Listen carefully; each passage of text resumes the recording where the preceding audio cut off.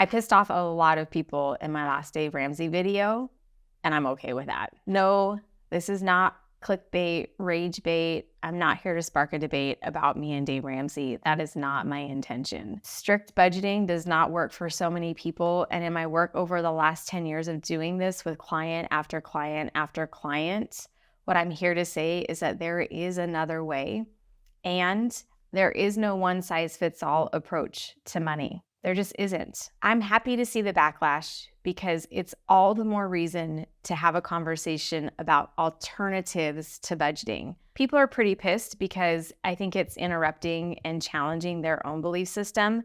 That's good work to do as a coach, and I'm grateful to be doing it. As a personal finance expert, I see this all too often in podcasts on Instagram where there's so much shame and guilt being thrown around for the choices that you're making. But here's the truth. When someone shames you or guilts you for the decisions that you're making, does it motivate you to want to make a change?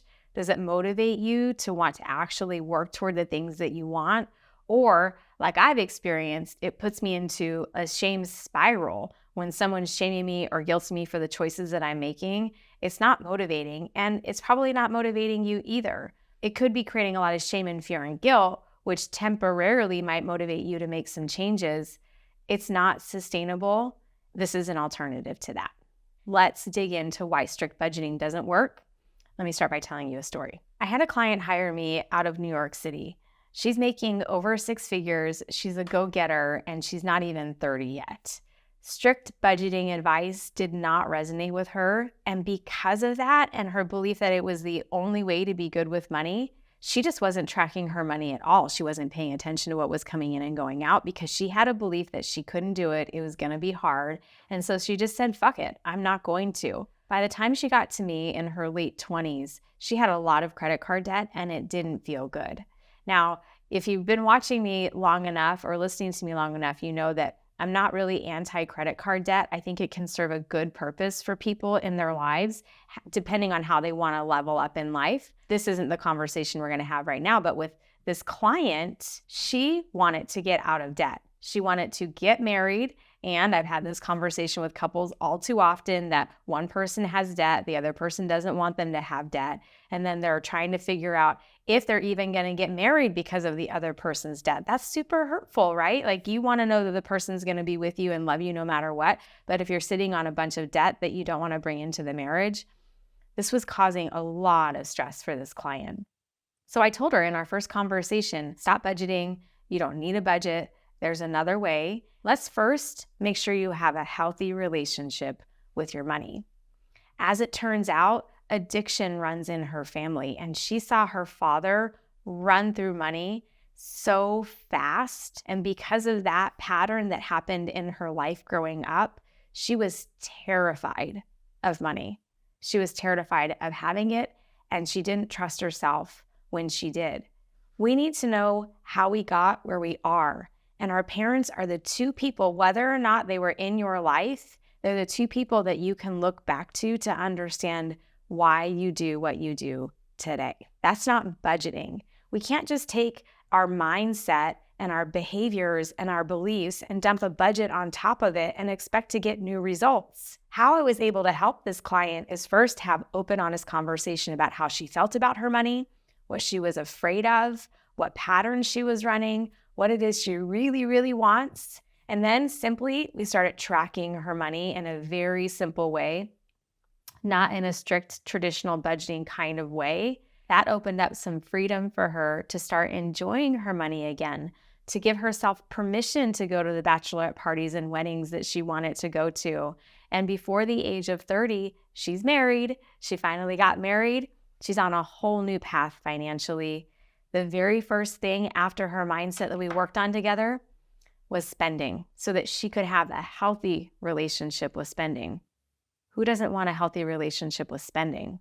I know I do, and I know my clients do too. We so desperately need in the financial space open, honest conversation about what's important to you, not a bunch of projection onto you as financial experts will do, telling you what you should do or what the smart thing to do is. Again, that's at the heart of my Dave Ramsey conversation. He comes at you telling you that you have to do something a certain way. Well, who the fuck is he? He doesn't know your life. He doesn't know what you're up to. He doesn't know your dreams and goals and aspirations. In my world, that's the most important thing. What are your goals? What are your dreams? What are your priorities? What are you working toward? What matters to you? And that's where we start when it comes to personal finance. So now what do? You're not going to budget. You're going to stop listening to people who think that they know what's best for you. You know what's best for you. Here are some tips that I'm going to give you that'll help you course correct and reset. Don't y'all wish you could have a reset button financially? This is like a legit reset button financially without any heavy protocol or absolutes or shoulds baked into it. Tip number 1, ask yourself this: what is the purpose of money in my life? Write that down, journal about it. What is the purpose of money in my life? Bring it home, bring it personal. Not based on what someone told you that it should be or what you think it is, regardless of what industry you're in, regardless of what job you have or what career path you're on. When you make money personal to you, you can start getting really up close with the things that turn you on in your life and the things that you're actually motivated to have. I know for my husband and I, it's travel. It's taking our kids right now at the age of almost 16. Can't believe my son's going to be almost 16, but almost 16 and 13, and creating memories now. We're not going to wait until we have grandchildren to create memories with our kids. We want those memories now. That is a non-negotiable for us, and that is what keeps us on the same page financially. So what's important to you? What's really important to you? That is the best conversation that you could be having right now, because you'll know very quickly where you're off track. A budget's not going to tell you that. That's your dreams and your goals and your aspirations. So what's important to you about money? Start there. Tip number 2, embrace experimentation. Oh, experimentation with money. What does that mean? There's lots of approaches to managing your money. My way isn't the only way. Dave Ramsey's way isn't the only way. Who you are with money will dictate how you manage your money. In my world, I have an open architecture kind of style. And so I'm going to teach you how to track your money and how to set yourself up for success in a way that makes sense for you. And then you get to drive the bus on where your money's going and for what purpose. Go look at other personal finance expert methods and see what they're up to and what they're teaching, and figure out what methodology, what systems are going to work for you. For me, what I like to do is I like to learn from a bunch of people and then make it my own, which is why I've created my company ultimately, is that there were a lot of things out there that I saw that weren't working for me. And so I was able to go and not only for my clients, but for myself, create systems and tools that are more flexible. Flexibility is really important for me. And I want you to do that for yourself. So embrace experimentation, realize that there's not a one-size-fits-all approach, and that by trying on different methodologies and seeing what fits for you, you're more likely to land on something that's going to work for you, that's sustainable and long-term. Tip number 3, it can't just be about numbers. It's about loving your life. The number of comments that I got from people that said, I don't know anything about money. Basically, I'm an idiot. I don't know what I'm talking about. Listen, I've been in the money industry for 10 years. I've been a financial advisor. I've gotten my licenses. I help people learn how to manage their money and invest money all day long. I understand the numbers. And the numbers are not the most important thing.